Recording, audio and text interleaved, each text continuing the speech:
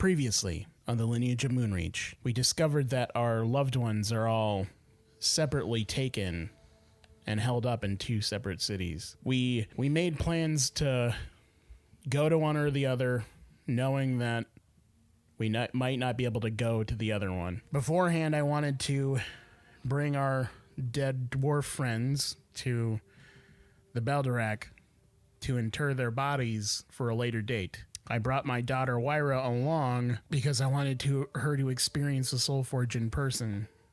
Unbeknownst to me, Agriman and the souls of the dwarves had more plans. Also, Pinwin and Gorbel, for some reason, went into the bag of holding, and they're there now.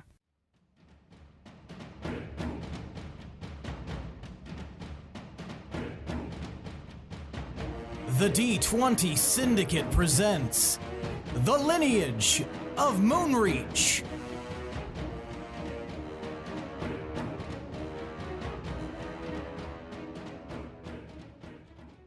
Welcome back to the D20 Syndicate podcast. Oh, yeah! What? A weekly Dungeons & Dragons 5e actual play podcast. I am your host and DM, Seth, and around the table of the internet, we have our players. I'm Billy, and I play Willem. I'm Tomas, I play Tomar. I'm Lindsey, and I play Pinwin. And I'm Michaela, and I play Gorbel. And that's right. Each week we record for your listening pleasure. We are on episode 110. Yeah, we do. 110. Wow. 110. Yeah, and we 100. can. 10 it is, baby. 10 City. 10 and Peller. No, don't get that one. I hated it. I hated it when it came out of my mouth. Don't. Do you think not the podcast, do you think this campaign will make it to the end of the year? There's like 10 have to remind episodes. me. There's like 10 episodes left of this year. So, Will we get in? Man, that's 10 wild. episodes? It seems like we were just like chatting about Spooky. the Halloween release episode. Man, that I was like it that too. was almost a year ago now. That's Yeah. wild. That is wild. Yeah. Back before the Over- chocolate milk famine. Over a year ago, we were giddily talking about our next characters for the next campaign. Like in June of last year, we were like, oh, yeah. my character has Oh. changed like 4 times since then. Yeah, mine's changed. All right, well, I think it's time for tonight's Around the Campfire question. Oh, yeah! Okay. Tonight's Around the Campfire question is, tell me about a famous, ancient hero from another nation, what their most famous act was, I said famous act was, and how long ago they lived. Also, they should be dead by now. And we'll go with Gorbel. So the one I chose is from thousands of years ago. I don't know how many exactly. Thousands but is good. Sorry, go ahead. also accurate. So No, I missed it. Yeah, it's good. Shush. That's fine. Meets the criteria. all right, let me make sure I meet everything so I get full points for this campfire question. It was a guy from Zugo named Foyaga, and he started that style of Zugoese fighting, and he did that because he frequently worked on boats, and back then the boats were kind of like these flat, almost like rafts, so they were kind of hard to balance on, so it was a very like low to the ground style of fighting that helped you keep your balance as you did so. And that's what he was most famous for, is developing that. It's still used today. Very nice. Thank you, Gorbel. Willem, do you need a minute? I might- Tomar. Back before the time that Valdelin was Valdelin, in Avstand, there was not quite a hero, but an infamous warrior named Glod the Bloody. And he was a werebear. And from all accounts, he was the first werebear. People don't know if he was like ever human, but he was like 8 feet tall. And he had a really big great axe. And he was known so infamously because he developed a way that you could single-handedly fight frost giants, and he could chop right through the place where their kneecap meets their like calf and stuff, and then bring them down that way. And yeah, he wasn't really a hero, but he really liked killing frost giants. So that's what It's a he's hero known in my for. book. Yeah. Fuck a frost giant. He also fucked a frost giant. And that was also a bloody affair. Willem. So my hero is from Corcoligo. Nice. He didn't really have any martial skill to speak of, but what he was most famous for was developing a writing style that is conducive with satire these days. He was kind of the first to trailblaze what's kind of referred to as breaking the fourth wall. And he started publishing these stories in his local paper. And what he would do is essentially write diary entries or journal entries in the perspective of somebody made up, essentially. And what he did was try and spread these stories to other nations so that they might gain perspective of other people's situations and scenarios. When they found out that he was actually writing everything himself, they had him drawn and quartered, and his body spread out across Valtel. But everybody kind of knows now, like, oh, that was a good thing that he did. But people were mad about being lied to. Interesting. They didn't get the satire. They did not. It was like the Argarian equivalent of sharing a fake news website. Yeah, like if Andy Kaufman got just thrown to the wolves. I'm sorry, did you tell me what this gentleman's name was? His name was Pants Strawberry.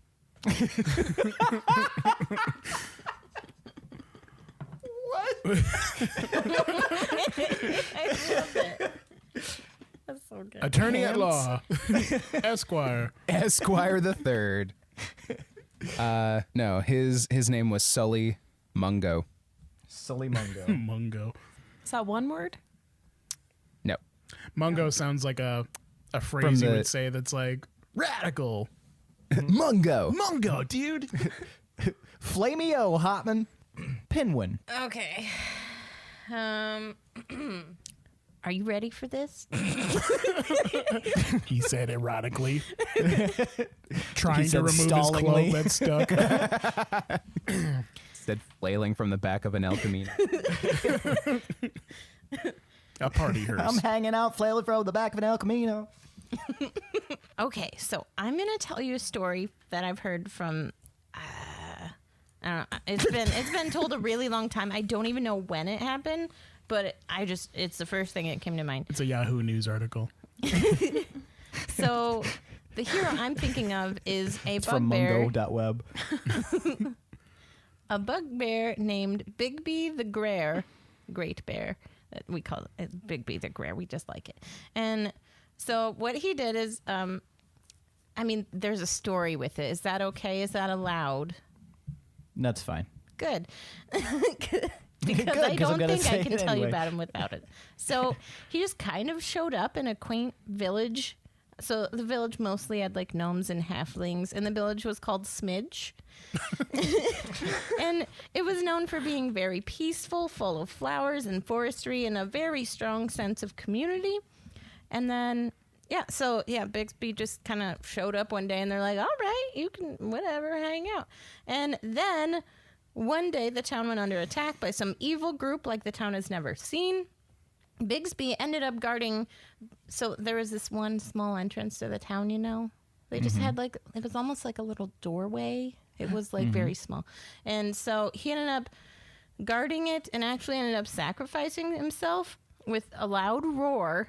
And some say they thought they saw fire emerge from his roar, but we'll never know because they couldn't see beyond his corpse. So, but all the people died. So that's what happened.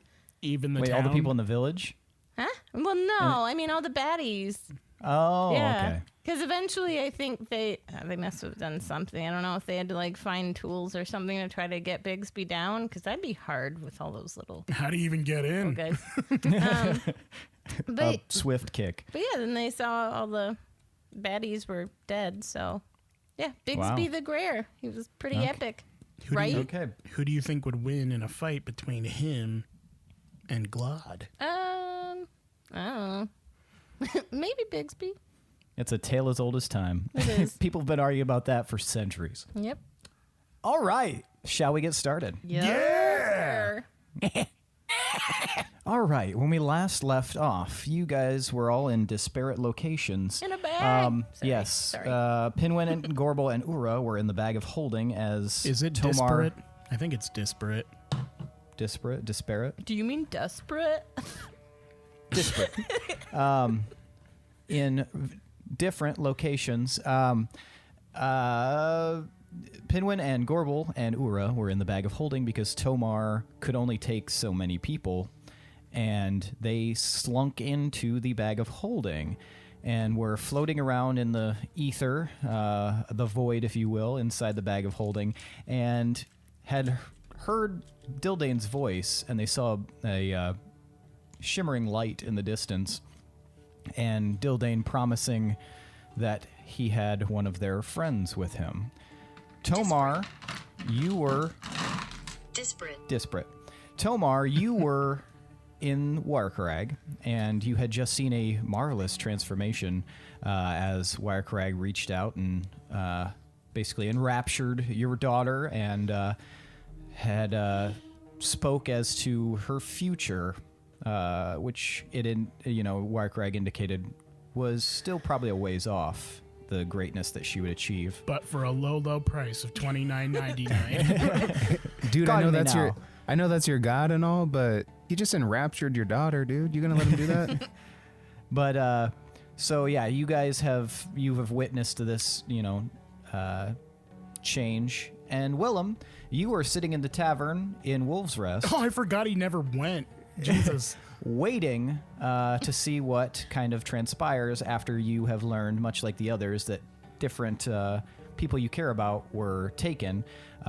Your beloved Shigara was one of those taken, and I'm sure underneath your usual exterior there is boiling rage.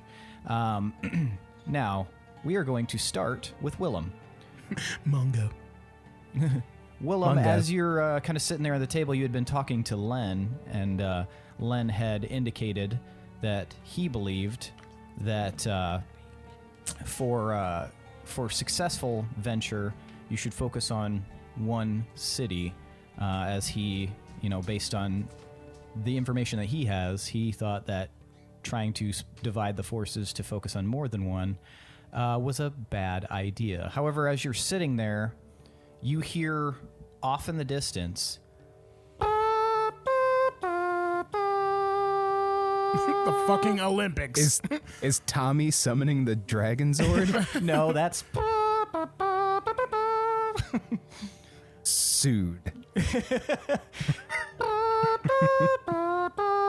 you hear it ring out again from out somewhere outside the tavern, and suddenly the door pushes open and you see Brahm standing there, and he looks a little like kind of a little mussed. He's like frantically looking around, and he spots you. Willem, someone has arrived in the lock. You've got to come. Where are the others? Who's arrived? What are we talking about? It looks like a royal ship. Do we know from where? Is it flying any looks flags? Like the flag appears to be the Queen of Rothia's. How did they get here so quickly? You've got to come. They're getting using that close to the season hub. 7 technology. Apparently. All right. Koth, Rufus, you guys want to accompany me? They both nod and stand up. Is Mirrorluck still with us? Yes, Smearluck is still with you. I just shoot a look at Mirrorluck, like, you coming? He like sighs in his construct way, stands up, flexes his arms kind of, and then kind of gingerly touches the sword that is affixed to his back. All right, Brom, let's go. All right, right this way. And he leads you guys out of the tavern, and you guys go stomping down the cobblestones down towards the harbor, where you can very clearly see that this is the royal symbol of Rothia, fluttering from the flag. It is It is a white hawk on a a red field. And as you kind of get closer to the harbor, you can see that it's a large, opulent, majestic ship that somehow has made it down the rivers, one of the rivers that lead into the loch. And though it looks almost way too big to have come down the rivers because you don't typically see ships of this size, this is definitely a seafaring ship. And it is floating and very easily avoiding the loch's teeth, those large dagger-like spires that rocky outcroppings that are poking through the flesh of the loch, and navigates until it's about maybe 100 yards out from the harbor, and you hear again. And as you look, you can see that there are a bunch of trumpeteers on the near side of the ship, as if announcing very in a grandiose way that they have arrived. And you watch as a little boat is lowered and kind of slinks toward the harbor, and a familiar face steps out, and it is the voice of the Queen. The gentleman from before, who walks up and he kind of like brushes himself off. Hello. And he looks and he sees a bunch of unfamiliar faces, but he sees yours, Willem. How many days ago did he leave? Like 3. How the hell did... He said it might take a week. Jeez. Really overestimated. He looks at you, Willem. Where are the others? You don't need to worry about that right now. We weren't expecting you for at least a few more days. Oh, yes, I apologize. I know we're early, but the Queen, when I told her of your sort of demands to meet, she wanted to do it sooner rather than later. So I do apologize for this. She is here though. Are you available to meet with her? Given the circumstances that we were under the understanding or the impression that we would have more time to prepare, would she be incredibly put out if we were to request a little bit of prep time beforehand? As you can see, the others are indisposed right now. I am acting as ambassador. Dad? Concierge. My name is Michel. No, I'm acting just as to greet and welcome, but we ask that you hold off on actually departing the ship and actually coming ashore. Is that okay? Give me a persuasion roll. 24.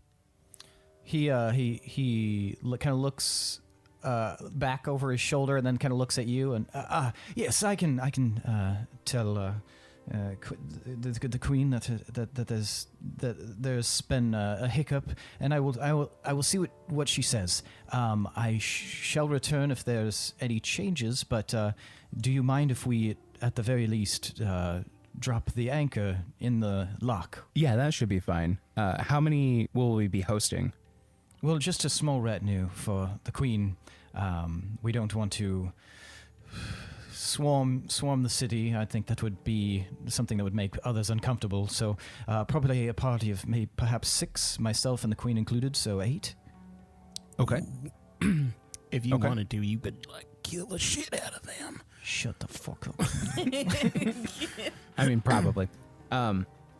Okay, I will address the others and make sure that we make preparations that would accommodate a party as such. Please extend my condolences to the Queen for our Untoward? I guess, unaccommodating greeting. You guys just kind of took us by surprise. Give me another persuasion roll. Not any high stakes here, but I just love rolling really high. That was a 19. So that would be 30. Okay. Yes, absolutely. That's completely fine. I will relay the message, and I appreciate the regal nature of your request. It's very different from the last time I was here. No offense Fuck intended. him. Prick. And he turns and he hops back into. I suddenly feel like Tomar is taking over my body, and I just headbutt him. No. He turns and he hops back in his boat, and though you notice that he doesn't have any oars or anything like that, the boat just glides along back towards the ship. Oh, that's not right. Tomar. All right. Has Balar even made it here yet? He has not made it there yet. I'm just checking on Wyra right now to see if she's okay. Like, wiping her tears away and looking at my other family, seeing what's going on with them. They all seem very taken aback. Wyra has now quieted down, and it seems like there's something. Her eyes seem to be like flitting around as if she's looking at something, maybe almost like she's reading something, but she's just kind of looking around, but not at anyone there, almost as in the blank through air. things. Yeah. Okay. Well, I'm gonna sort of not understand, and I'm gonna try and look in the direction she's looking. But You don't see anything except she's kind of looking in the direction of the Soul Forge, but also just kind of like a blank area around it. You can see far on the other side, there's people hard at work. there isn't anything in that basin, is there? Where I dropped the other stuff. The what? There was like a basin that you put stuff in when you're making the other things. Oh, the little like the soul workbench, Yeah. essentially. You'd have to go over to check. You're not near it. I'll stop over there real quick, waiting for Balar. Yeah. As you kind of examine it, you can see that it looks like it hasn't really been touched since the last time you've interacted with it since since the time that you guys were kind of fighting Aro above Warkarag there, and so you've had some time to like come back and forth, and all your tools are set where they were when you last left, maybe a few weeks ago or however long it was. It's hard to remember at this point, and but yeah, nothing looks out of place. There's nothing new, and it doesn't look like anybody else has been fucking around with it. Okay. I'll go back and I'll wait. Okay. Eventually, a little Karagar comes like marching up. Tomar, Valor wants to talk to you. Were there any other Kargar in there, or gnomes, or anybody that saw what happened just now? Yeah, there definitely were, but one of the kind of the weird, maybe not weird, but one of the maybe admirable qualities about them is that they've been so accustomed to weird shit happening from the Soul Forge that it doesn't really bother them to see things out of the ordinary happening. They know that they're working with the Wolves of Moonreach, specifically Tomar, and weird shit tends to happen around you. And while they may have looked up and kind of like raised an eyebrow at what happened, nothing that really made them pause. Okay. Almost as if they're kind of blasé to the whole. Hey, to it's the a whole event. Wednesday. It's a living. Yeah. Okay. Yeah, I'll follow him. Okay, and he leads you down, kind of like in through the area with that little kind of floating elevator, back through down into kind of the depths of the working area, and you can see a lot more Karagar and gnomes working together, and you can see that they're fashioning. They've got probably 10 constructs that they're working on of various sizes. You can even see one that's like about 10 feet tall. And that one doesn't have a head on it. It's missing an arm and a leg, and it's like open and exposed as if they're still like putting together a lot of it. But you can see like the main skeleton and frame is in place, and it's a big boy. It's a healthy boy. Cool.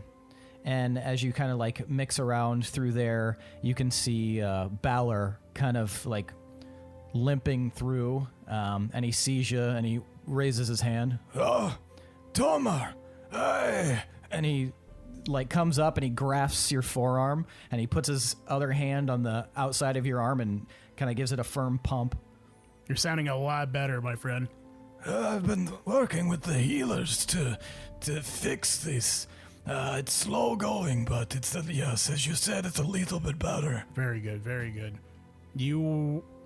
I know I had called for you, but you said you wished to see me? Oh yes, I'm still a little injured with my leg, so I'm not able to make it up that elevator. So this is as far as I can go at the moment. But I wanted to meet you here, so I thought that would be better, so you didn't have to come all the way to me, and I didn't have to go up on top of Werkrag. That's smart. Mad respect. What can I help you with? A couple things, actually. So you'll see these people here, these small children. They're actually. He looks at them. Clan Ironfist. You might have seen them at the funeral, but these are my children, and I introduce them one by one. They have your look, except this one. And he kind of looks at Wyra. Yeah. Is she of the same clan? Yeah, she is of the same clan, but Good. there was mystery surrounding her and her birth. Her mother had a vision about her, and that her name would be Wyra. And you can see this mark on her face. And I thought she was surrounded in prophecy, so I brought her here to the Soul Forge because I wanted to see just what would happen. And I wish you would have been there to see it, because the Soul Forge reached out and spoke to all of us, saying that she was chosen and her future lies with the Forge. Yes, I did not need to be there. I heard Werkrag's voice as I was approaching. Oh, okay, well. And he kind of like regards Wyra a little bit, and he stoops down a little bit. You can tell it kind of hurts his hip, but he like stoops down a little bit and looks at Wyra. He keeps like about 5 feet of distance, and he kind of like walks around her slightly, as if he's like searching for something. And then he like turns and looks back up at you, Tomar. Yes, the Werkrag surrounds her. I'm going to gently pull him away from them, like about a good 10 feet, so I can talk to him privately. This child, she's important. She's not like me. I stumbled upon this power, but she was born with it. She needs to be protected at all costs. He nods. I agree with you. And I have a lot of eggs in a basket. I'm trying to save the world as we speak, but her future needs to be guaranteed. Her mother was recently captured and taken to another city, and I'm not sure when we'll be able to save her, or if we'll even be able to save her. And our home is not defensible. We've had so many people swoop in to attack or kidnap people from there.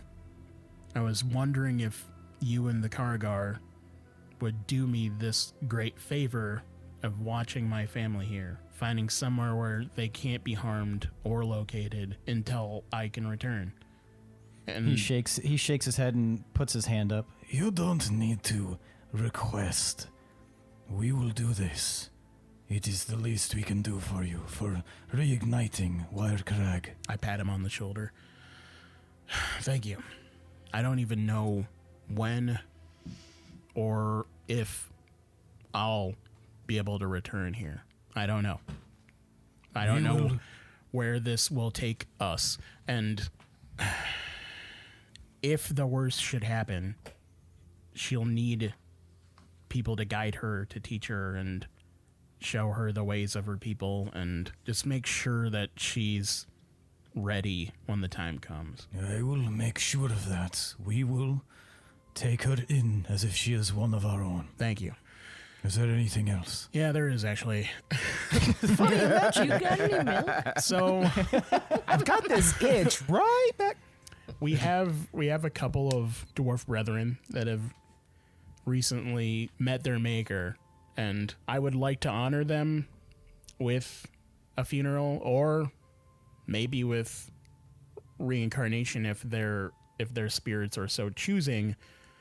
But we don't really have time to deal with those problems right now. I was wondering if you had like a cairn or a mausoleum or something we could inter them to keep them in repose until we come back. Yes, we can keep them in our cairn. It is quite cold. I mean, I can cast a spell too, just to make sure they're preserved. But either way, we got them in this bag. And then He like eyes the bag. don't ask. It's a weird thing. Anyway, I'm gonna see if I can get them out. I don't know how this works. And then I will open the bag.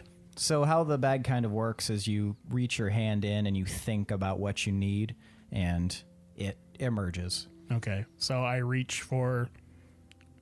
First, I'll reach for Nugget's foot. Ew. I reach And for you- his chicken nugs. All right, so you pull Nugget out, and Balor like snaps, Oh, Saraku, Rambolar.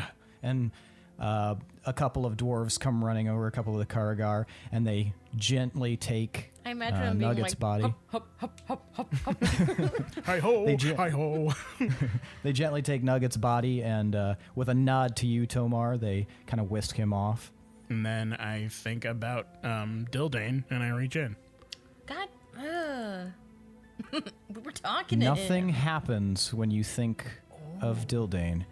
And I look up, like with my hand still in the bag, I look up at Balor. Like, then I, with my other hand, I like raise a finger. Like, I keep feeling around. And now we're going to switch to Pinwin and Gorbel. I'm in a bag. Gorbel and Pinwin, you are in a bag. You're kind of floating through the ether, and you just know. you just heard Dildane kind of announce that he was with someone, a friend of yours. Quick side note: whenever I hear the name Dildane, I think of pickles. I think of dildos. I think of both. It's Dildane, you assholes. I don't. Yeah, Can't well, it's a control what I think dildo. of. Stupid pickles. I think of pickle-looking dildos.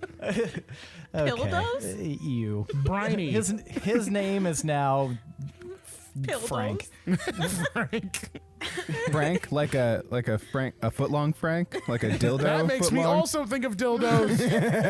At a certain point, this is on you. I'm with you, Tomas.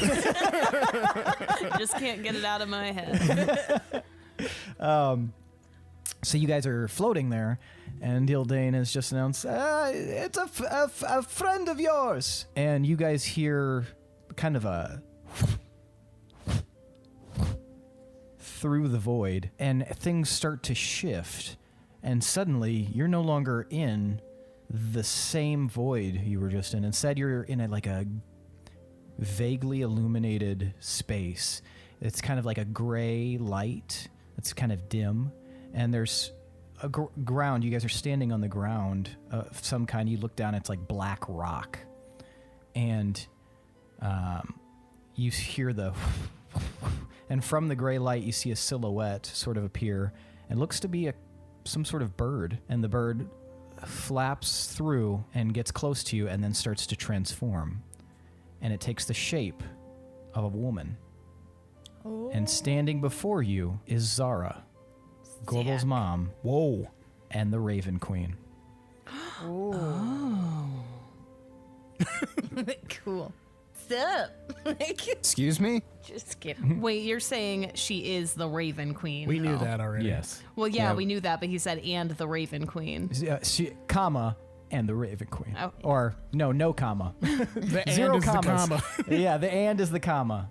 They are one and the same. They are one and the same. Semicolon. Okay. Semicolon's easier. No, that's also separating two subjeks. I'll separate your subjects and your Promise. predicates. What about And my your- dangling participles?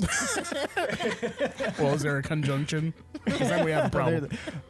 No, I got a shot and it took care of that. Conjunction vitus. I hate this episode of Schoolhouse Rock. It's the the very highly criticized episode. The after school special. But yes, You're on a Zara roll is Guys, today. bag it up. Zara is standing in front of you two. She doesn't say anything, but she smiles. Mom? She just continues to smile. She looks at both of you. Wait, how did you get in the bag? Yeah, what? I am not bound by such things as bags. Or perhaps mansions or time. Are we I am in the here bag? as a memory. I need to show you something. Show us what? This is my bag. This is my Everything bag starts now. shifting, and suddenly you guys find yourself in the dark with another dim light in the distance, but this one is a little green. You seem to be in some sort of tunnel, a rocky tunnel, Can I and put you can my hear goggles voices. You can. on? I'll put my goggles on. It doesn't seem to actually have any effect where you are right now. Gorbel, it's not working. I can't see anything. Maybe they're broken. I'll like tap them. Hello. It looks a little familiar to you. You're fairly certain you are in the cave outside of Moonreach. Why are we here? It's just you two. You don't see Zara anymore. Suddenly, she has disappeared. But you do hear voices in the distance, and you hear conversation. It sounds like Zara and Gorm and a few other adults from when you were children speaking in kind of quieter tones as they discuss what sounds like you're hearing little bits of it, but it sounds like they're talking about what is necessary. Pinwin, we need to get a little bit closer. Absolutely. We have to be a little bit sneaky here. Definitely. Okay, let's do it. All right, give me stealth checks. Okay. They're just Oh, yeah. I rolled 20. they're just arguing about the best hot pocket. It's between ham and cheese and pepperoni right now. Ooh, That was horrible. pepperoni hands down. Is it too late for inspiration? Sometimes I feel like a hot ham and cheese though. Well, if I haven't said whether you failed or not, you can use inspiration if you would like. I'll say, hey, Gorbel. What? And bardic inspiration. Is that a D10 for you? I think so. Let me double check. Quit whispering. I think so. Let me double check. Well, I don't think Pinwin is actually going to verbally be double checking. Yes, it's Let me D10. see what my kiss does. How much kiss points? Kiss. Ooh, I got I know what mine 37 is. then. Crap. Okay, even with that, I got 13. Can I? As you guys are trying to be sneaky, you guys realize that as you're walking, your footsteps don't make any sound whatsoever. In fact, your voices, you're realizing, are sort of muted as you speak. But we still understand each other? You do. Nice. Weird. So we stand there just screaming in each other's faces. And I'll start doing like aggressive backflips. And nothing, though you make noise, nothing seems to alert those down the corridor to your Insert presence. montage of us being loud and obnoxious here, and then we do like, yeah, high five. and then we miss all of the important information. And then they're like, anyway, we have to keep this between us. like, shit!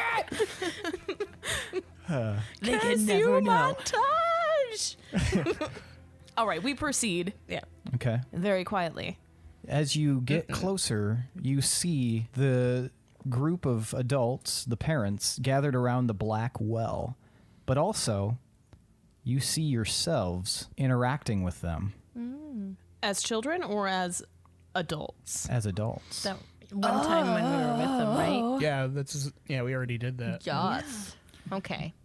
And just as you guys peek around the corner, you guys watch as the group of you disappears and the parents are left to their own devices. And Zara turns to Gorm and says, "Do you think they'll be able to do anything?" And Gorm just kind of like harumps.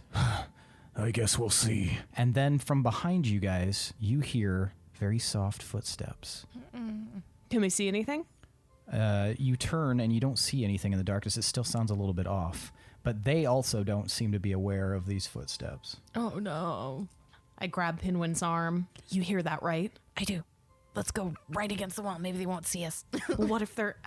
Okay, well, if they can't hear us and they can't see us, maybe this can't either. But I don't. What if they're with us? I don't know. Instead? I like the idea of getting against the wall. Yeah, hiding. So you guys flatten yourselves against We the wall. pancake against the And wall. try to hide in the shadows. You guys watch as slowly while Oh, the- I was front facing the wall. I turn around. I wasn't. I flipped my pancake.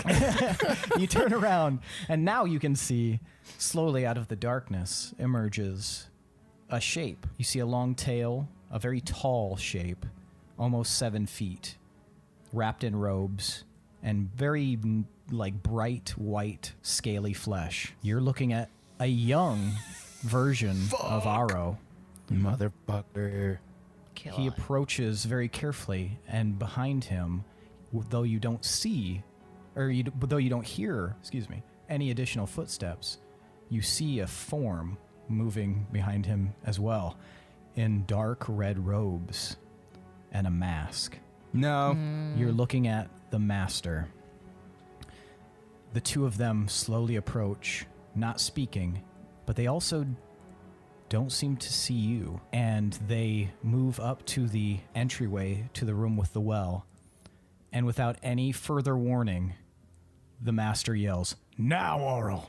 And all of a sudden, Aro, his hands spring out and magic starts just flashing out of it, just bright, like popping magic, and suddenly there is chaos as there's a fight breaking out inside of the chamber. And you guys watch as Gorm unleashes his blade, and you can hear it singing through the air as he comes after Aro and the master. Oh, it's cool And when he does it. His makes cooler sounds. You'll get there eventually. It's the same sound. You just go, The same sound. I don't know. It's just cooler when Gorm does it. it's hotter too. Jesus. And he swings at Aro. Aro ducks underneath it and throws a blast out, and Gorm pulls up a shield, and it kind of glances off, and he turns his attention to the master, and he flashes his blade at the master, and the master just brings his hand up and stops the blade and grabs it. And Gorm swings out with a punch to hit the master, and the master grabs his fist and starts like twisting it down. So Gorm, having no other recourse, headbutts the master. And you watch as he kind of stumbles backward and then straightens up and starts to float through the air. And you watch as like lightning starts crackling around him. Can And we- Aro raises his hands, and you can watch as this kind of colorless orb that still bends light around its edges starts forming in his hands. And you see Violet Wilkins start firing arrows that then get absorbed by this orb in his hands. Everywhere she fires, his orb is in the spot, and they just disappear into its depths. It's an absorb orb. It's absorb. And then as you guys are watching, you hear another set of footsteps. These ones are much quicker.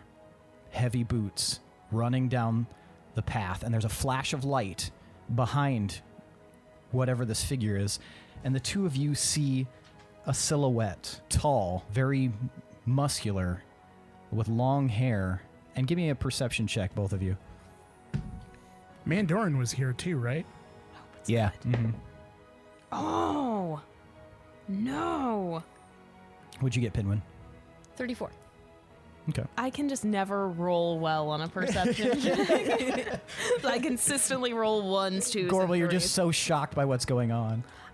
That's a 6. Okay, so yeah, Gorbel, you are kind of enraptured by watching the parents interact in this way and have a big battle royale in this cave.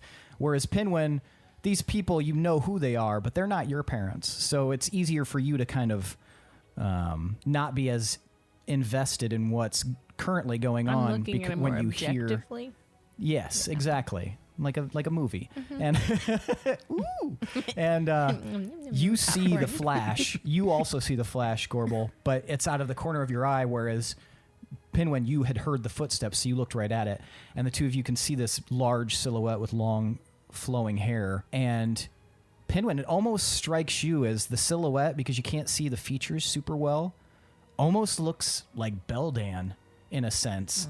Like a large body, but you can tell that the proportions are off. It's not him, but there's something that kind of reminds you of Beldan, with the long hair, the huge build, and the kind of the thunderous appearance. And you watch as this person runs in, throws a hand up, and a wall of rock gets thrown up in the cavern right between Gorm and the Master, just as they separate, trapping the Master and Aro with whoever this person is. And as you guys watch, now some of the details are kind of, you're able to see a little bit more clearly. Whoever this person is, they have a big beard, also long. Their hair is long down and kind of in locks. And Gorbel too, now you get the impression that you, like, this is like very likely the stylistic inspiration for Beldan, but it's not Beldan. This appears to be some sort of hobgoblin with grayish blue skin. And Pinwin, there's something familiar about the face of this person. And as you look back and forth between the man standing there in combat and Gorbel, you see a similarity between the two of them. You guys are looking at Roshgal, Gorbel's father. Whoa. And as the Master turns, Aro turns as well. And Roshgal pops a latch on his waist and pulls out this massive golden sword and lifts it up, and the three of them immediately engage in combat. The Master looks, well, as far as you can tell from behind the mask, as if he wants to immediately kill this person, and he throws his hand out, and you watch as the kind of the area around Roshgal starts to shift and change, and he swipes through whatever was happening with his golden sword, and you watch as it dissipates. And you watch as each time they throw a magical attack, he throws his blade up, and every time the blade touches this magic, the magic just immediately dissipates, regardless of what they hurl at him. Roshgal rushes up and kicks the Master in the chest and goes to swipe down, but the Master suddenly disappears, leaving just Aro and Roshgal. But you can hear, kind of echoing through the chamber, Aro, you know what to do. And Aro stands up straight, only slightly taller than Roshgal. Roshgal is he's probably 6'6", 6'7". He's a huge dude. And so they're almost eye to eye, with Aro being a little bit taller. And Aro raises his hands and forms the orb again that he had previously and hurls it right at Roshgal. Roshgal throws his golden blade up, and the magic, while doesn't disperse, it resists against the blade and starts wrapping around him, like almost like the tendrils of a kraken, and it's almost like they're striking him, and you can hear him kind of as he gets hit by them. But finally, he pushes back with the golden blade, and the magical energy strikes Aro, and Aro's eyes go wide, and he's sucked into a point and disappears. Nice. Roshgal falls, his sword clattering to the stone, and the rock wall that he had thrown up also crumbles. And you watch as the group of parents surround him, and you can hear Gorm, Rosh, are you okay? Rosh. and you can see Zara rushing next to him and like holding his face and like brushing his hair back and then she like grabs him and holds him close, and then the chamber starts to shift, and you guys watch as slowly in the chamber little flowers start sprouting up everywhere. And suddenly, all of you seem to be in the realm of he who sits on the throne of vines. You can see the white pallid complexion of the he who sits on the throne of vines as he's sitting in his throne, and they all look up, and he lifts a finger and he says to the group, Have you made your choice? and Gorm steps forward and he nods and he says, Yes, we will do whatever we can to protect them. and he who sits on the throne of vines looks at Roshgal, And him. and Zara looks up and she's got tears in her eyes and she says, anything to protect him as well. And he seems to regard Roshgal laying there, who looks like he's dying, and he opens his hand and he starts to slowly close it, and you watch as Roshgal starts to slink down, and suddenly you hear Roshgal as a baby, and that's where the imagery ends. And you guys are floating back in the bag of holding. What was that? What? Your dad's a baby? Wait. Baby All daddy. everybody- And suddenly you hear and a raven flies by, and then you feel yourselves being ripped out of the bag of holding suddenly, like being wrenched.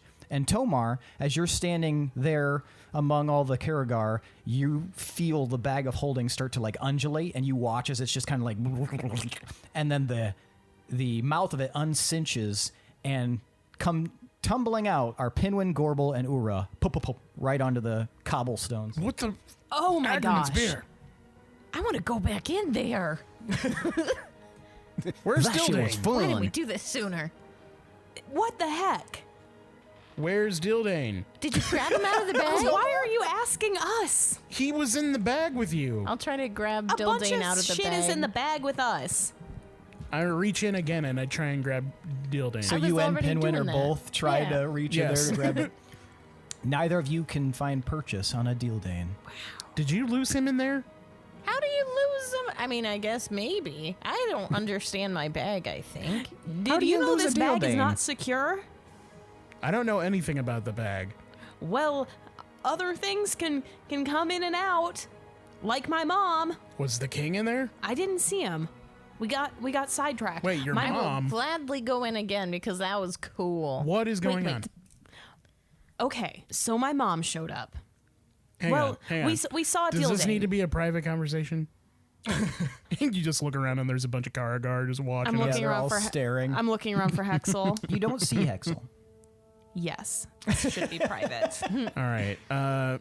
Come with me, and I lead them back. Well, I give a knowing nod to Balar, like assuming that he knows what to do. Yeah, he just kind of waved you off. And then I'll let you take care of it. I lead them back up the elevator into the Soul Forge. And I find a place where we can just kind of hang out there. Oh, well, after I say goodbye to the kids and everything. So you say goodbye, and then you guys walk through that like all white chamber that you guys remember where you found Romar, and then you ride in the floating little elevator up to the top of the city itself where the Soul Forge is. And it's a big flat plane that goes off about 300 to 400 feet in each direction. It's a big circle. And then it just a steep drop off, and you know you're suspended above a gigantic, like, yawning cavern. As we're moving this whole time, I just keep like looking at my bag wide-eyed and like kind of peeking in there, just like, what? On our way there, I tell them what happened with Wyra in the Soul Forge, and I tell them my plans to keep them here under safety and stuff, and how crazy everything was outside the bag. Well, Hexel loves kids, so I think they'll be fine. That guy always weirded me out, but Why?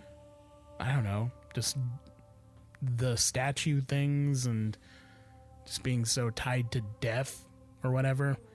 But I thought you were into that. why would I be into that? Because you're all about, like, statues of dead dwarves. What happened in the bag, Gorbel? Oh my gosh, where do I even begin?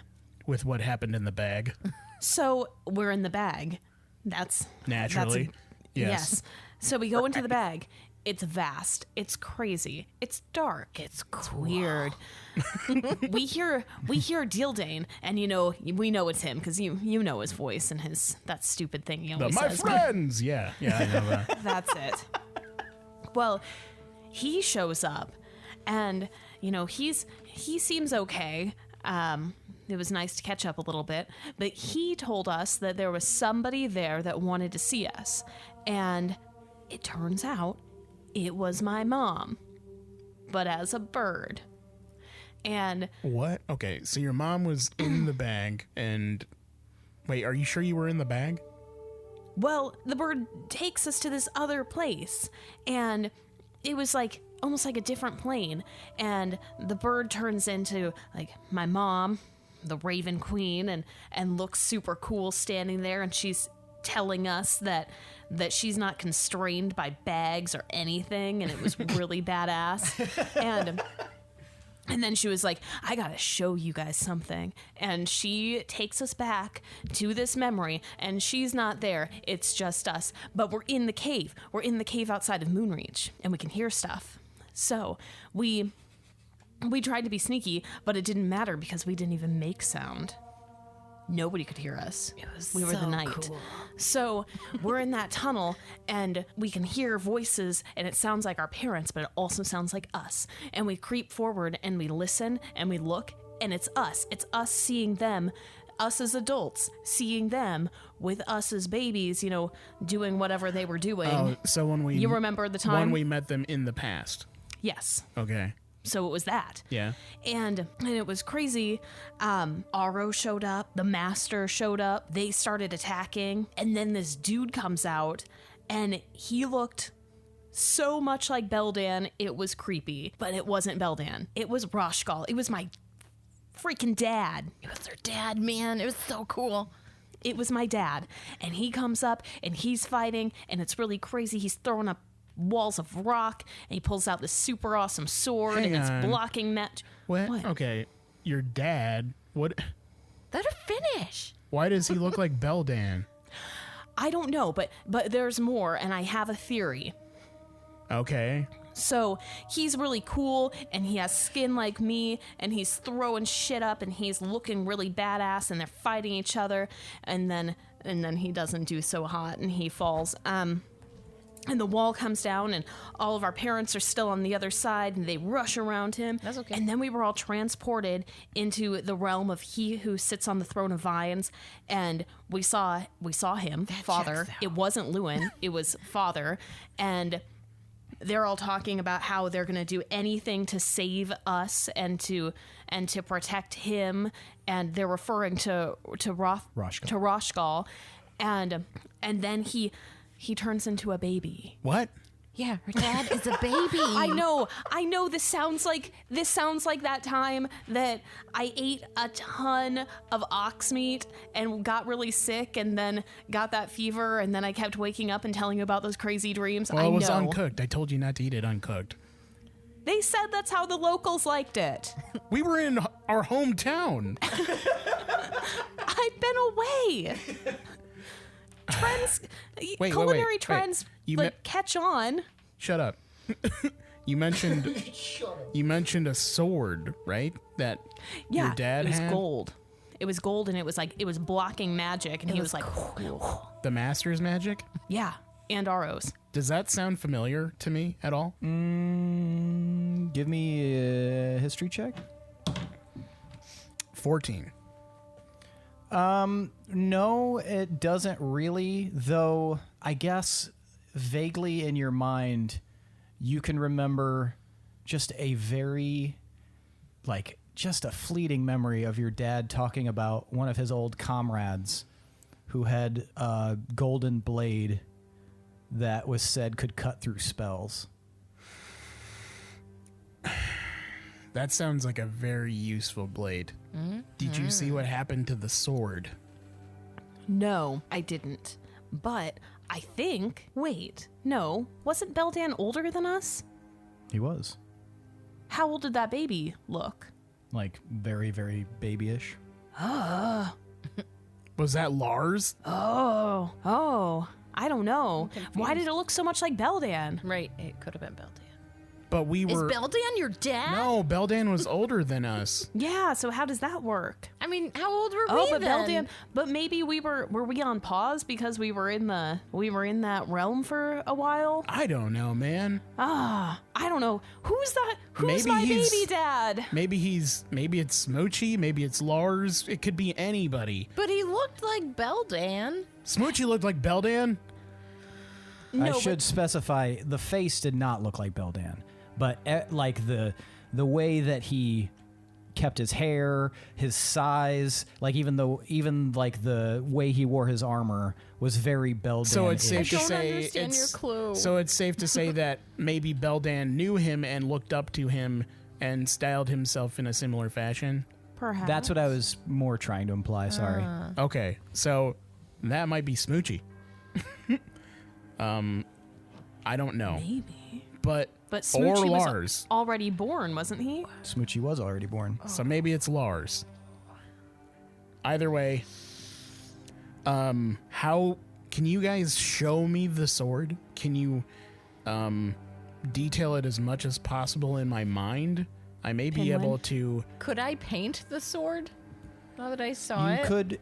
You could probably do it if you give me performance. Okay. Well, come over to this basin with me. And while you're doing that, we're going to switch back to Willem. Willem, you have watched as the voice of the queen has returned to the ship, and now you're kind of standing there with your companions. I turn to Brahm and I ask him, okay, so Tomar kind of gave me the gist about all of the goings on as far as military strength and the preparations that he's done and stuff like that. I don't recall if he ever talked about anti-naval protocols. What do we have just in case Well, this goes south? I think belly button. typically, I'm so sorry. Oh, naval. Billy Button, is that what you said? Belly button, but belly button too now. We have a lint gun. That sounds so cute. Sorry, Billy. Button. You just watch him Button, like Billy slowly Button. lower a noose around his neck. Brahm looks at you. well, naval repulsion wasn't exactly key. We always assumed that the teeth of the lock would be a great deterrent. Plus, it was always unlikely that a large ship that was capable of warfare would come down the rivers. So it seemed already defensible. But I suppose we could develop something. Are you thinking of attacking the ship? I'm thinking of defending against the ship just in case. These people showed up very early, very unannounced, and very oddly, like you said, from a vantage point that they shouldn't have been able to. So that in itself, whether they intended it or not, is very threatening. And so I think that we should absolutely be on the ready I for agree. some sort of surprise attack. What do you suggest? What do we have for ranged weaponry? We've got dozens of archers. I'm sure there's some among us who could fire long-range magical attacks. But Constructs. I'm not there. Sorry.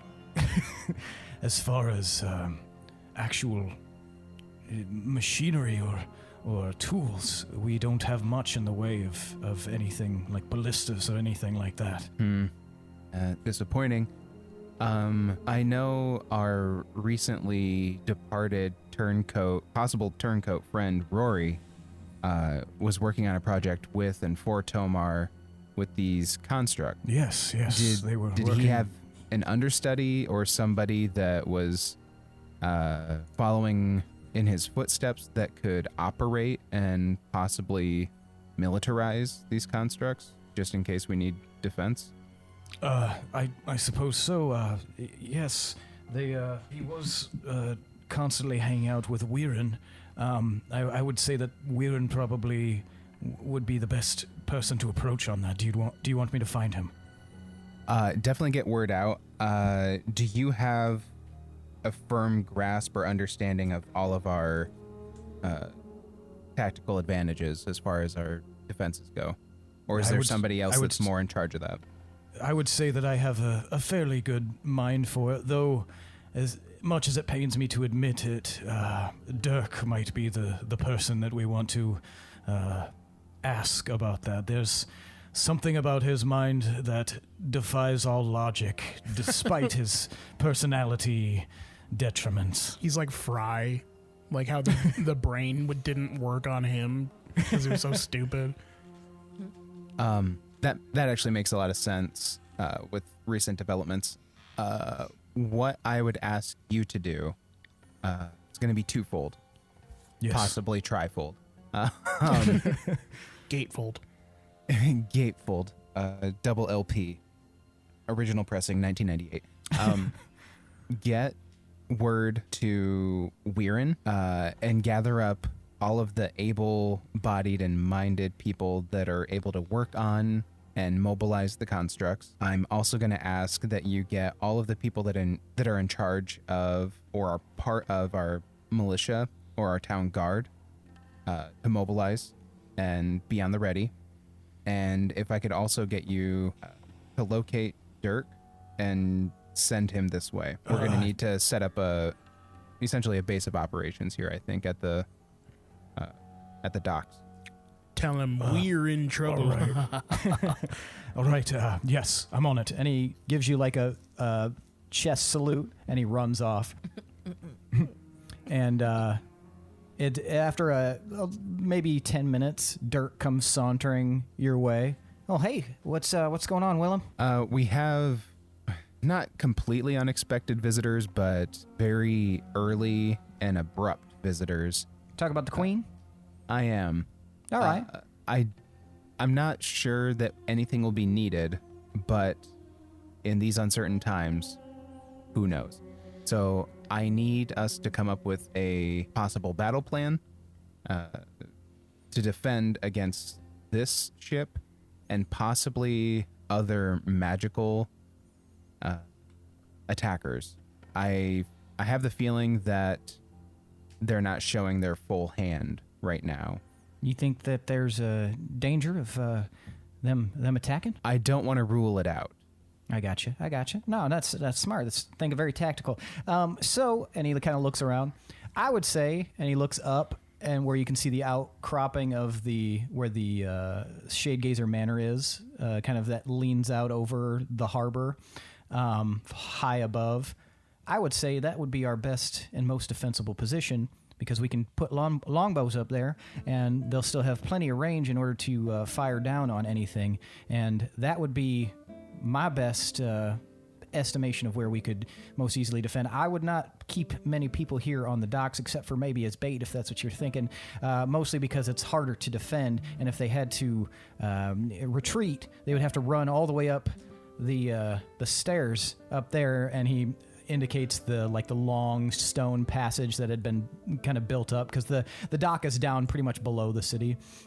And he's like looking around and kind of like pointing out different locations.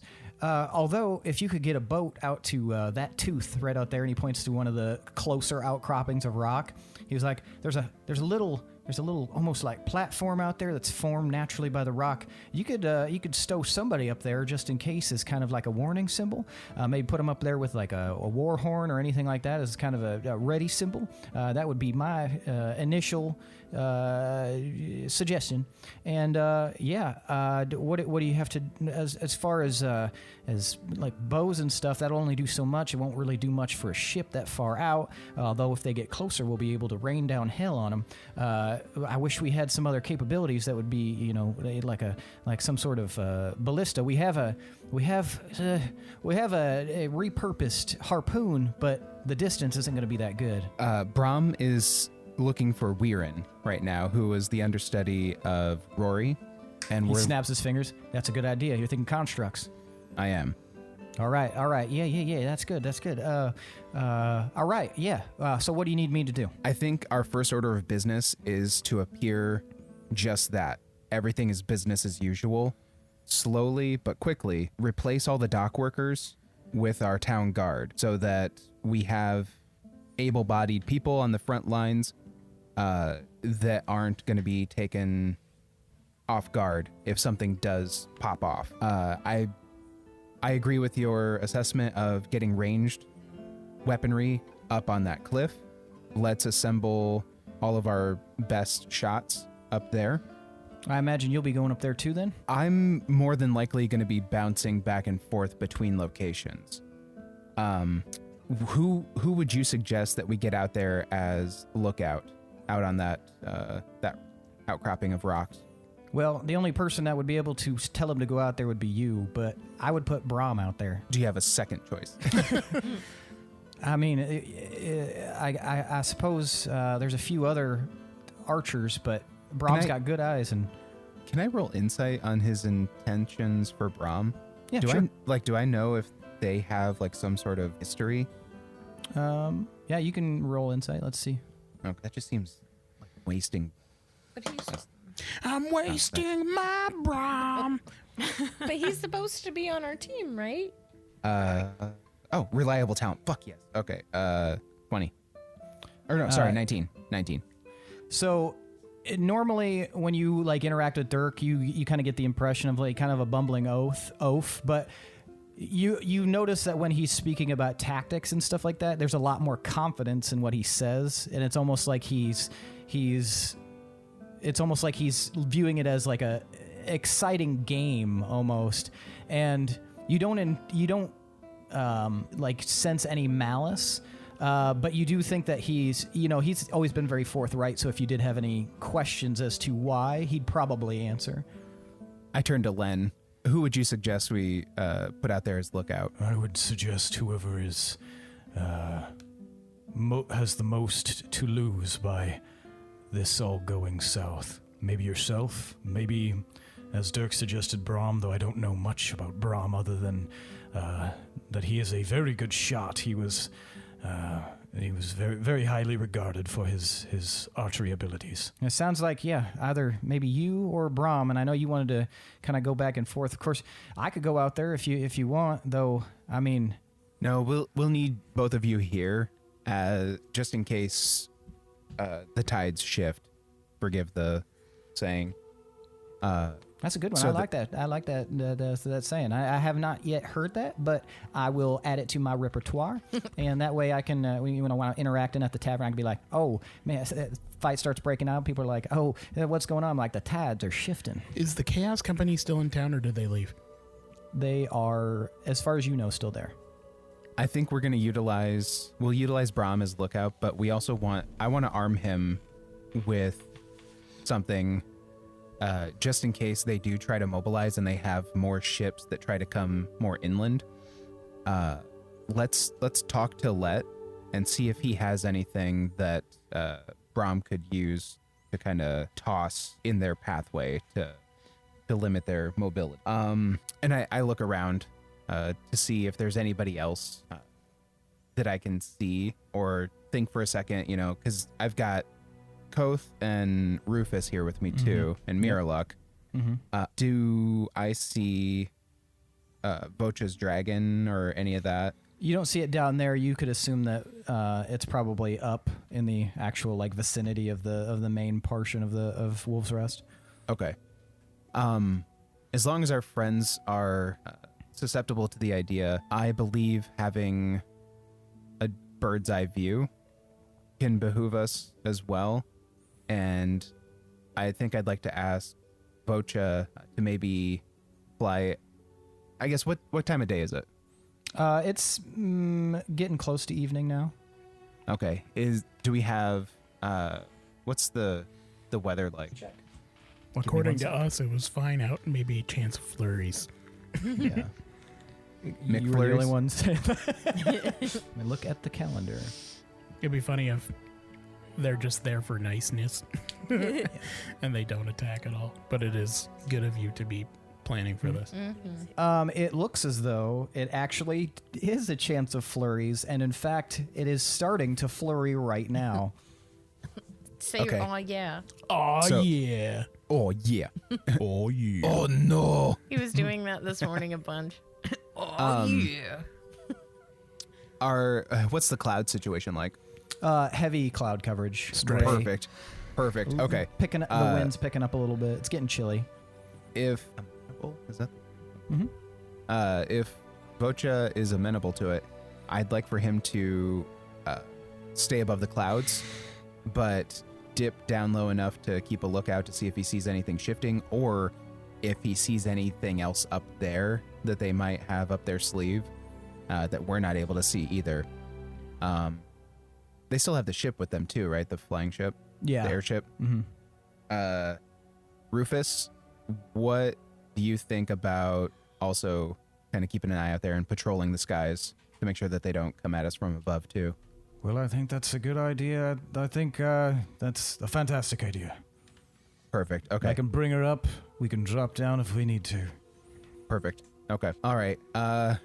Let's start mobilizing and getting all this put together. I'm going to want Brom, Weirin, Len, and Dirk to check in with me. Odd question for everybody here. Does anybody have the ability to cast telepathic bond?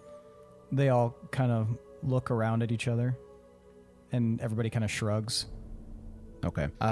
Len, Dirk, what would you suggest we use as a signal to let everybody know that things have gone south and that we're going to prepare for battle? I think you know the answer to that. I would say I would give Brom a horn so that he can announce it if things start going south. He'll be out there with the best idea of what that could possibly be. Len nods.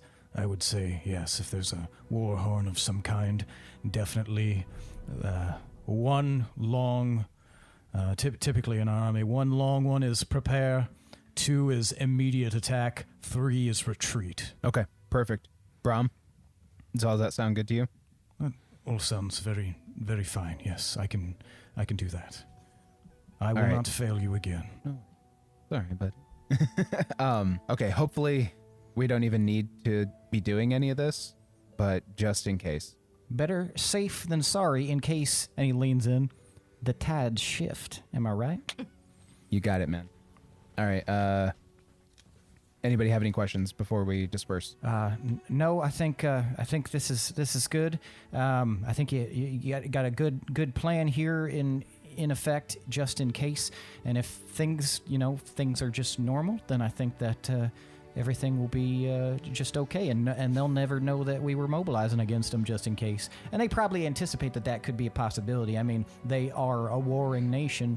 They understand combat and how war works. So I can't imagine that they would even be ignorant to that idea. What does everybody think of me and maybe 1 or 2 others going out to the ship to meet them as kind of like a ambassador capacity? Well, I guess Dirk's like looking around at it. I suppose it depends on the level of trust. It could end up being really good. I'm more with the tactics of warfare, not so much with the tactics of, diplomatic stuff. He kind of looks over at Len, and Len kind of shrugs. It's the same. I focus more on field of war. Is there anyone that you know of here that might be good at interacting with kind of the upper crust or the upper echelon of society? Is there? I can't think of anybody off the top of my head. Give me an intelligence roll. Just a straight intelligence. 22.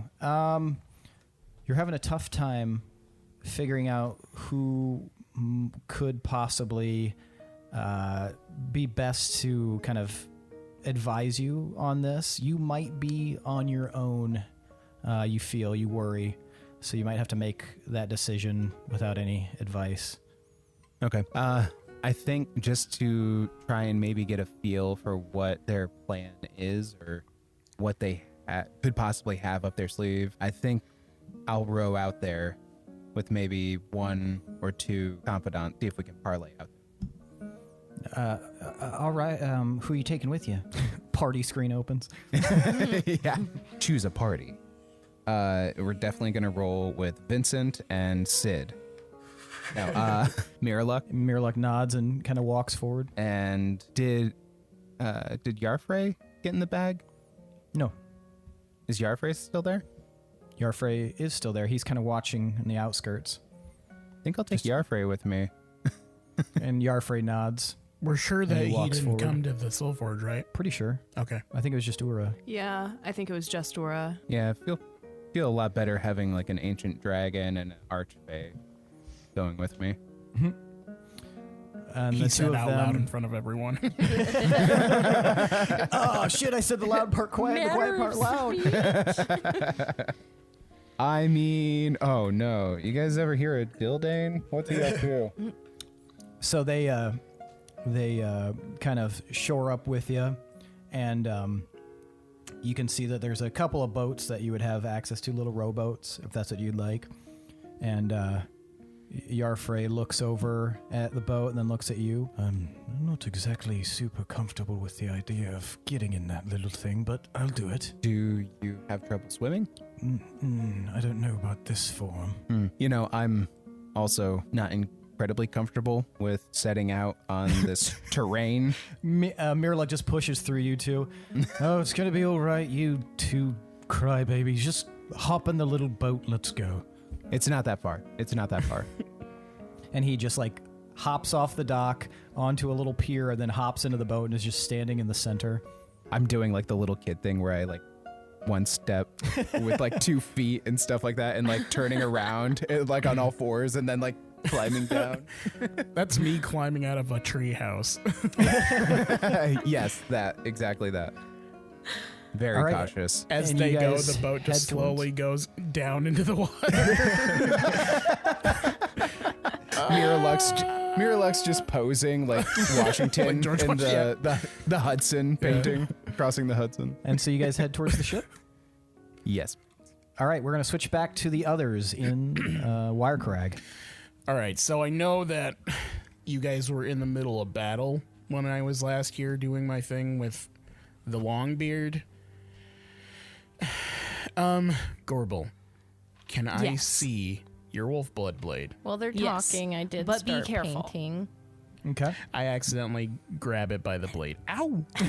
Oh, I'm going. you're my thrall. I'm You going. mean ow? I'm going to cast Identify on this, and I want to learn everything possible about this sword.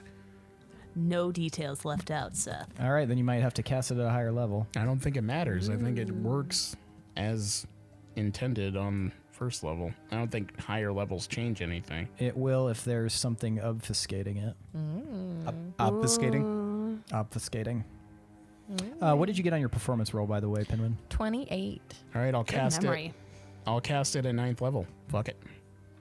Oh, not fucking around now. That's a sexy level. Well, I wanted 69th level. Whoa.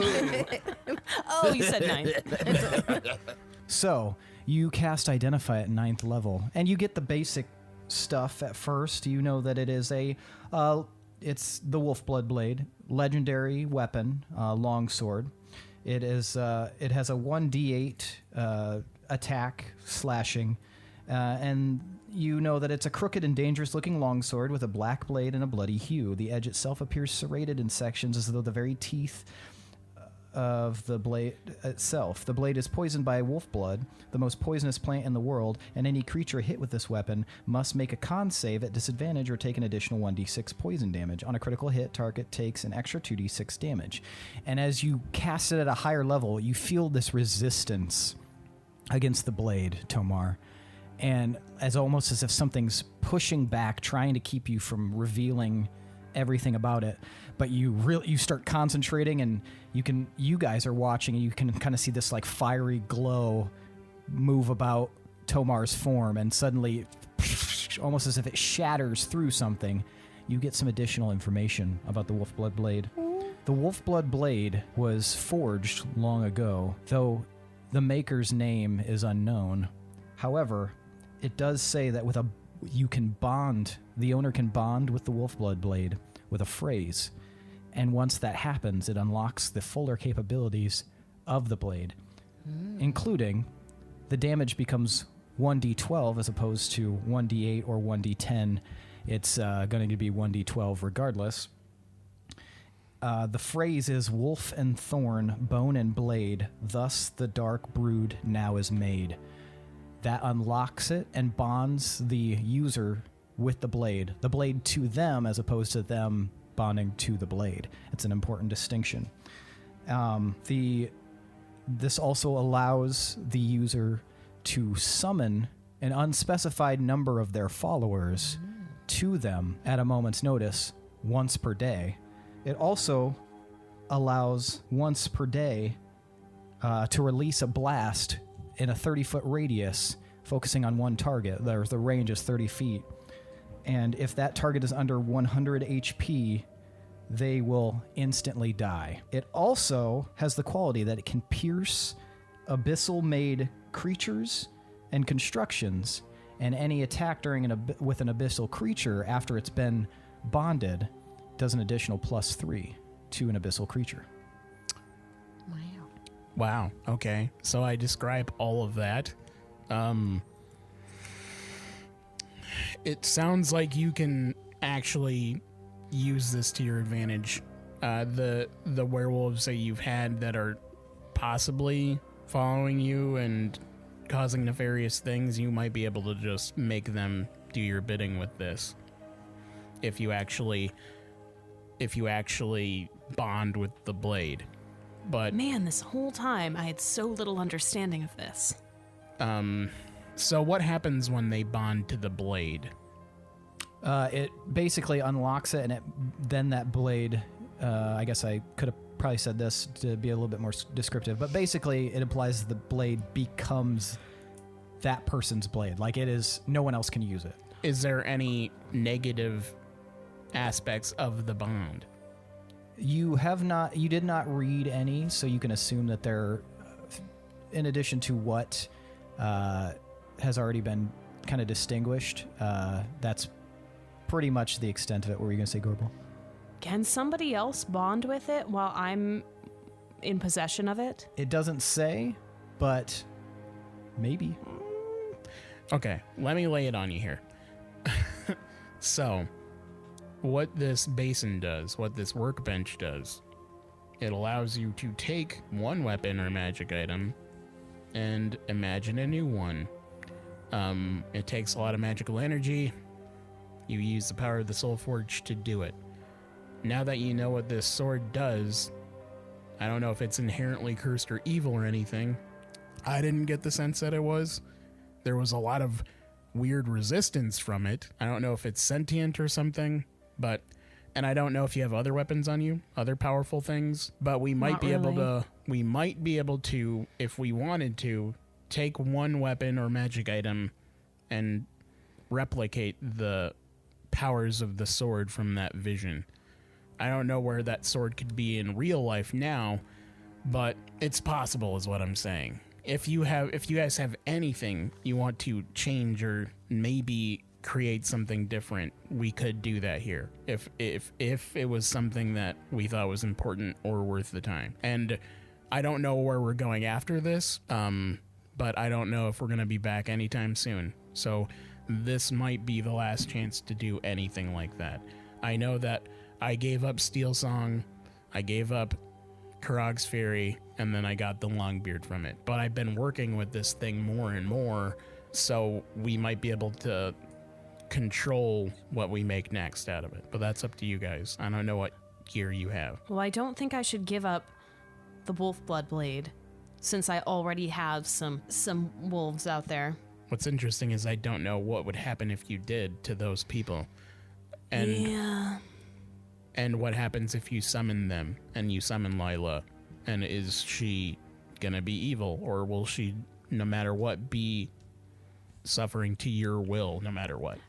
Well, I'm wondering if because I'm not bonded to it, they have some sort of free will or the ability to become loyal to someone else. Well, if you're gonna keep the wolf blood blade, I highly recommend you bond with it.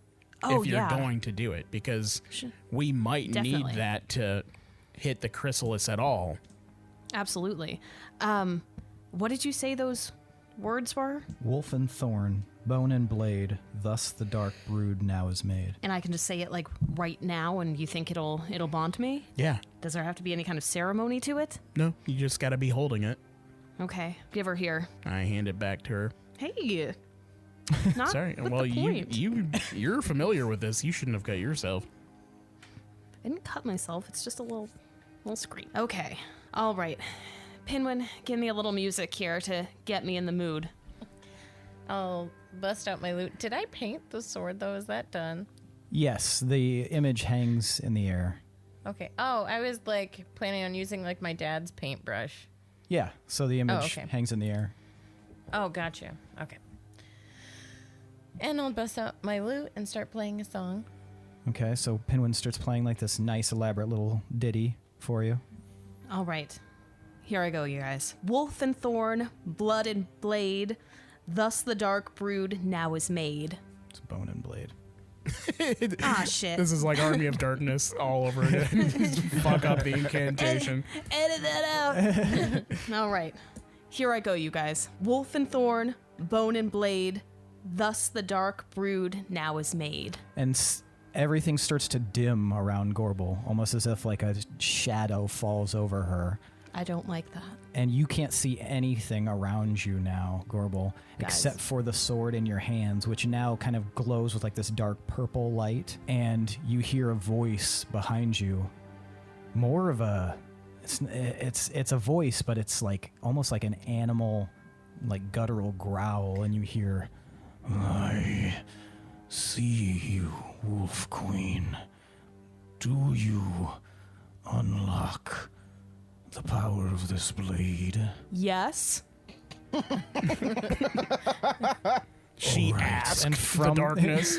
from the darkness, a gigantic clawed furry hand reaches out and touches the blade and like wraps around your hand as well, holding onto it, and it's a very tight grip. Tomar, you suddenly see the forge spring to life and a shimmering light strikes out of it and hits the darkness, and just as this grip is getting super, super strong on you, Gorbel, the darkness disperses and you can hear, all of you, a voice in your head, "Not in my presence."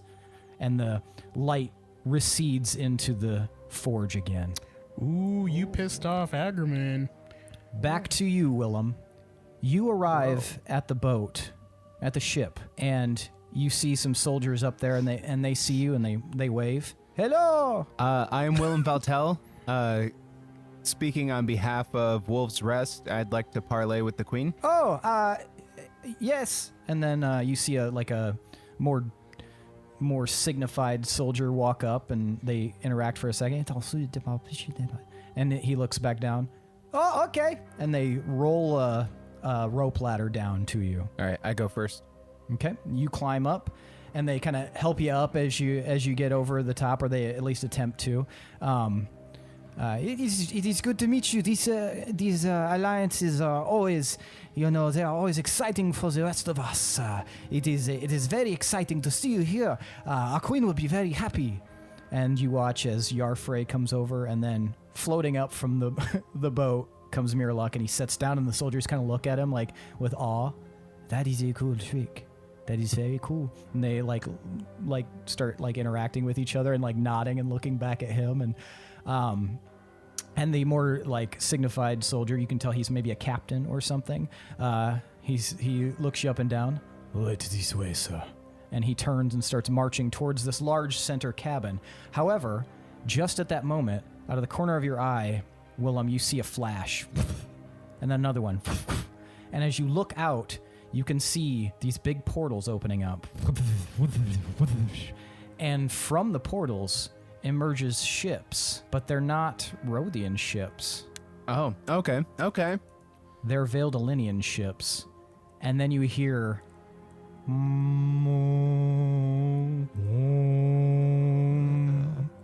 two tuts from the war horn. And that's where we're going to end for the night. Okay. Shazbot. Okay.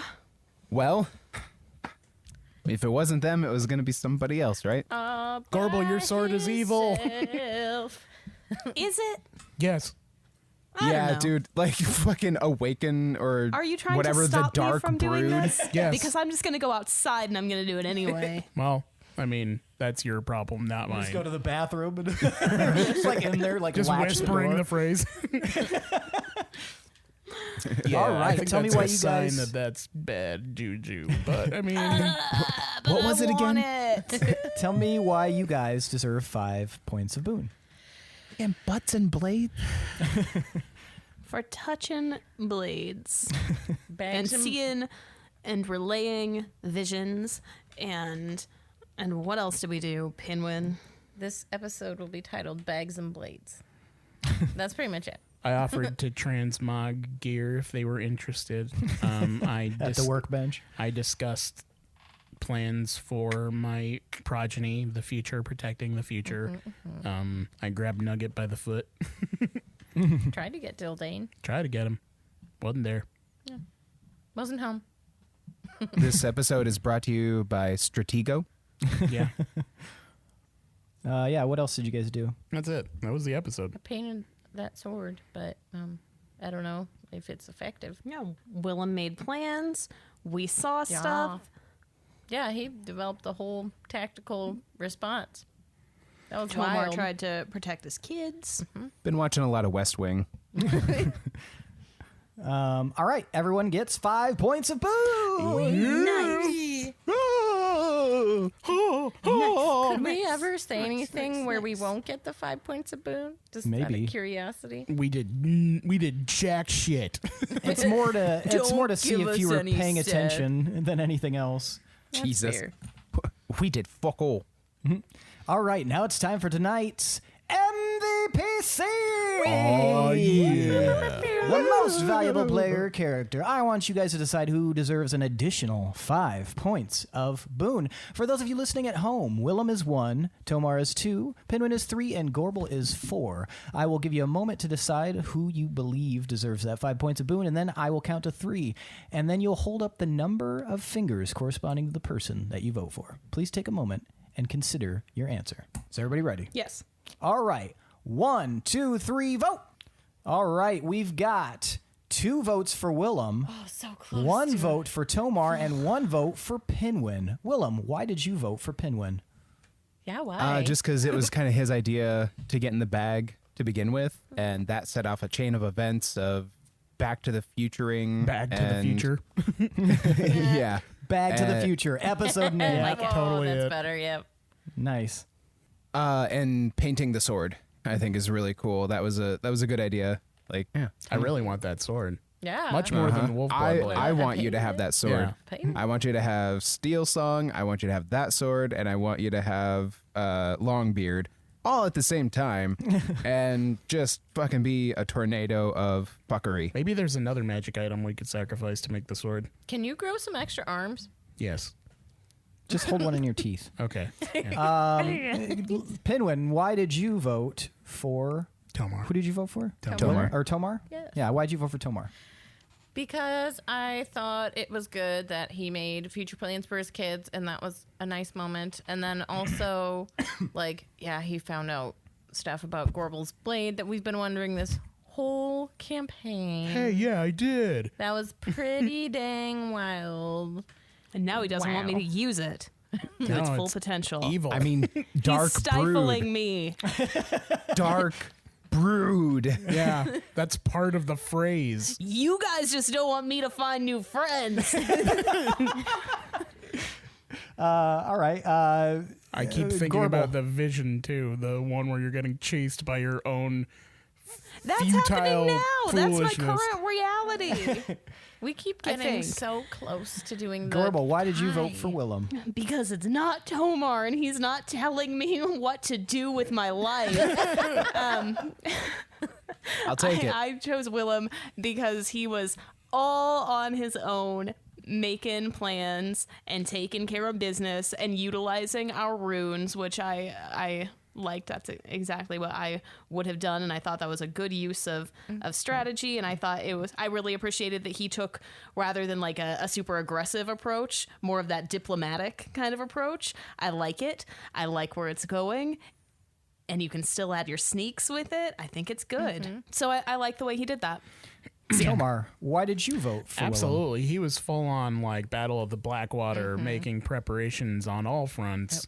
He had stuff planned for using Let's potions. He was deciding who to put up on the higher perches for ranged attacks. He was utilizing my constructs. He was getting shit done, and he was doing it very intelligently and without anyone to hamper him. Just holding down the fort. So we should just. I'm sorry, I just started laughing because Lindsey put the applause up. We should just keep Yes. Willem in wolf dress forever and have him be the mayor or something. All Stop right. letting us get in your way. We'll just Stop be over holding me here. back. You can do your thing. That means tonight's MVPC is Willem Valtel. Take your 5 points boon and use it to defend the city or something else. Yeah. All right. Well, that's it for tonight, folks. It was a jam-packed episode. I guess we're going to see what fucking goes down in the next one. So definitely keep subscribed, keep listening.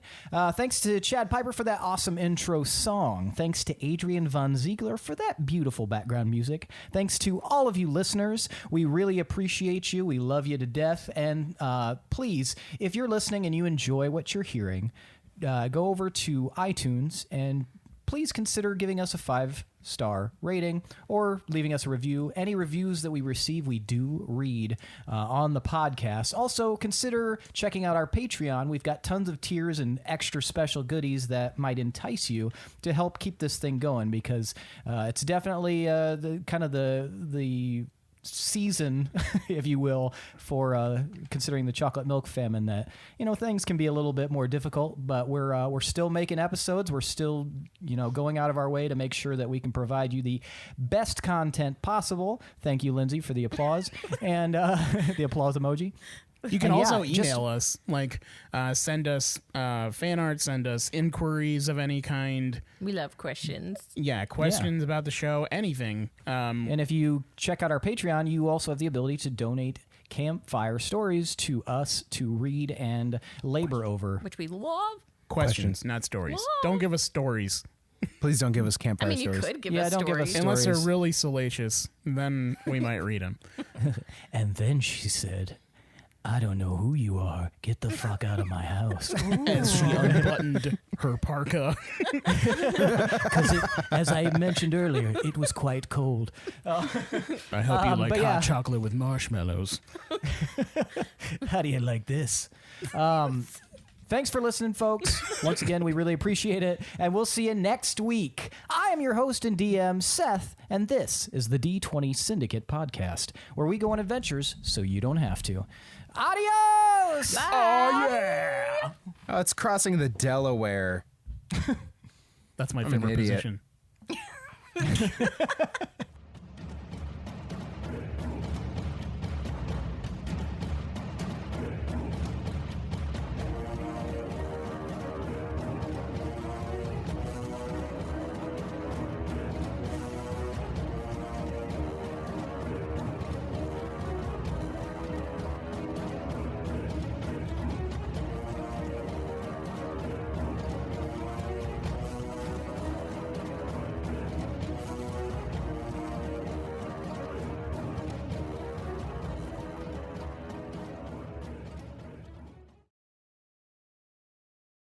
Previously on the mini Lineage of Moonreach. Fucked it up. Previous. If somebody dies at someone else's funeral, do you think they try to do a 2-for-1 deal? I don't know. I feel like there's a They just, documentary about that. There's room in Roll this the- fucking thing. Roll them over on the casket and tuck them in. Yeah. document. If we do like a head to toe situation, that'll probably work. We don't want face to ass. You don't want maybe to if spend we, like, did eternity kind of face like to a- ass. Maybe if we did like their leg, then their leg, then their leg, then their leg. Yeah, the spider style. You have to cut off their leg to make them fit. I was gonna say scissors. Oh, jeez. Yeah. I mean, that would also work. You just connect them together, drop them in. Hang we're on, going I got a now. bunch of bungee cords out in the pickup. We can make this work. That's okay. This happened. Same thing at my mama's funeral. We'll be just They fine. have the casket, and then they have the other dead guy on top of it, and then they use the bungee cord on top of him. Then it comes loose, and he flips off on the highway. They're carrying. Are they transporting him in the back of a pickup as well? Yeah, with they an didn't open have a casket? hearse that day. I was like, oh, they put him in an El Camino. A convertible Classy. hearse. Of like limbs flapping in the wind wildly. People are driving by and honking. Woo, yeah, party! Oh, your bungee cord come undid. You got yourself a weekend at Bernie situation back there. You got to fix that. You might want to pull over and fix that. Or pull over and party with them. You got a wacky inflatable arm flailing corpse back there. And you know that wake is going to be lit. I'm going to do a pant strawberry off the half pipe. Or a tease medieval. That sounds cool. That's Michaela's fake actor name because we were reading about Westworld and I'm pretty sure that was somebody's comment on that Reddit post was that they misread. no, you headline. you and me were talking about it, and we were talking about how it looked like names because it said for season 2, creators of Westworld tease medieval and Roman worlds, and we were like, who's tease medieval and who's Roman worlds? And tease medieval just became like our fake actor name. That should be our band I like name. Tease medieval. Bag to the future. Yeah. Yep. Is that what you guys said? Yes. Did you guys say bag to the future? I'm so sorry. Good one, Billy. Good joke, man.